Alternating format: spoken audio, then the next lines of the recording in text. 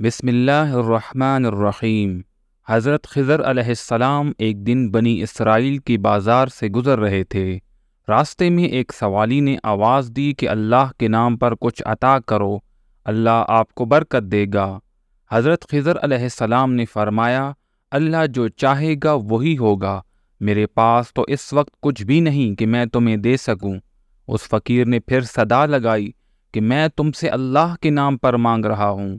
حضرت خضر علیہ السلام فرمانے لگے، میرے پاس تو کچھ بھی نہیں، پر تو نے اللہ کے نام پر مانگا ہے، تو مجھے لے لے اور جا کر بیچ دے۔ وہ فقیر کہنے لگا، واقعی؟ فرمایا، جی بالکل، مجھے بیچ دے، کیونکہ تم نے اللہ کے نام سے مانگا ہے تو میں اپنے رب کے نام کی عزت ضرور رکھوں گا۔ وہ مسکین آپ علیہ السلام کو لے جا کر 400 درہم میں بیچ دیا۔ آپ علیہ السلام کافی عرصے تک اپنے مالک کے پاس رہے جس نے آپ کو خریدا تھا۔ آپ علیہ السلام اپنے مالک کے پاس فارغ رہتے تھے، اس لیے ایک دن آپ نے اپنے مالک سے کہا کہ مجھے آپ نے کسی کام کے لیے خریدا ہوگا تو مجھے کچھ کام بتا دیجئے۔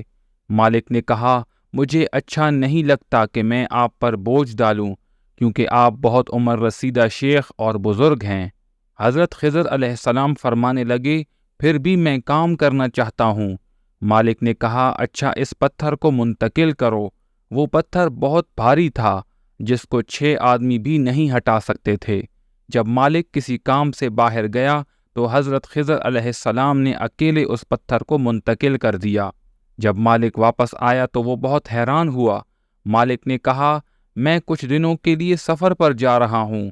تو حضرت خضر علیہ السلام فرمانے لگے کہ آپ مجھے کچھ کام بتا دیجئے تاکہ میں وہ کرتا رہوں۔ مالک نے منع کیا، پر آپ علیہ السلام کے اصرار پر مالک نے کہا، اچھا میرے گھر کے لیے اینٹیں بناتے رہنا۔ مالک سفر پر چلا گیا۔ جب واپس آیا تو کیا دیکھتا ہے کہ پوری عمارت تیار ہے۔ وہ بہت حیران ہوا اور کہنے لگا، میں آپ سے اللہ کے نام سے سوال کرتا ہوں کہ آپ کون ہیں اور آپ کی حقیقت کیا ہے؟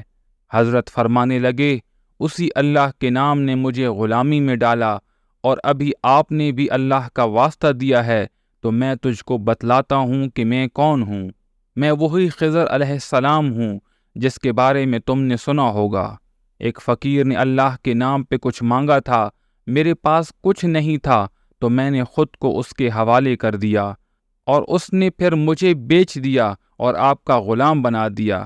مالک نے کہا، میں اللہ پر ایمان لایا، اور اے اللہ کے پیغمبر، میں نے آپ پر مشقت ڈالی، اس کا مجھے علم نہیں تھا۔ حضرت نے فرمایا، تم نے اچھا کیا۔ مالک کہنے لگا، حضرت میں آپ کو ہر چیز کا اختیار دیتا ہوں، آپ جو چاہیں مجھے حکم فرمائیں، اور میری طرف سے آپ آزاد ہیں۔ حضرت خضر علیہ السلام فرمانے لگے، تمام تعریفیں اللہ کے لیے ہیں جس نے مجھے غلامی میں ڈالا اور پھر غلامی سے نجات بھی عطا کی۔ ایک روایت میں ہے کہ حضرت خضر اور الیاس علیہ السلام بھائی تھے اور ان کا والد مکرم بادشاہ تھا۔ ایک دفعہ الیاس علیہ السلام نے اپنے والد سے عرض کیا کہ خضر کو بادشاہت کا کوئی شوق نہیں، لہٰذا بہتر ہے کہ آپ اس کی شادی کروا دیں تاکہ اس کی اولاد سلطنت کے کام آ سکے۔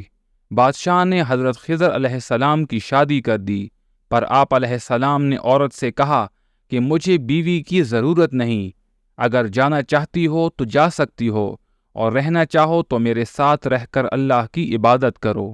اس عورت نے بات مان لی، اور شادی کو 1 سال گزر گیا تو بادشاہ نے کہا کہ ہمیں وارث کی ضرورت ہے۔ تو حضرت خضر علیہ السلام کی بیوی نے کہا کہ یہ تو اللہ کے ہاتھ میں ہے۔ اس بات پر بادشاہ نے خضر علیہ السلام کو کہا کہ اس عورت کو طلاق دے دو۔ خضر علیہ السلام نے اس کو طلاق دے دی۔ پھر بادشاہ نے حضرت خضر علیہ السلام کی دوسری شادی کروائی۔